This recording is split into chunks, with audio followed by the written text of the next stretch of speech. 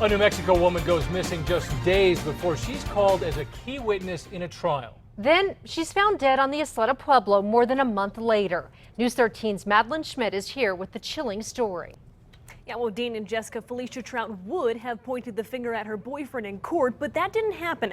Now deputies are trying to figure out who killed her. June 21st, Felicia Trout of Valencia County is reported missing by her family. She disappears just 2 days before a Torrance County criminal trial begins in which she's testifying. The trial stems from crimes nearly a year ago when Torrance County deputies say Trout and her boyfriend stole a truck in Manzano, ransacked it, then abandoned it. Trout and Marco Shank are each charged with a slew of crimes. Then in February, Trout takes a plea deal and is let off the hook for 6 of the 9 crimes. In exchange, she promises to testify against Shank at his trial in late June. That is, until she goes missing and... Once they uncovered the remains, we had them sent to OMI.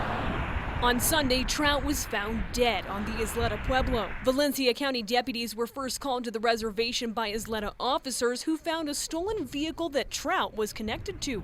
That's when they came across the body. Very suspicious, shallow grave.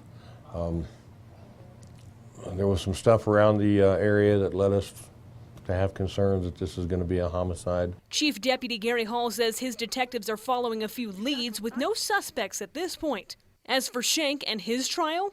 Don't know anything about that. We'll definitely look into it.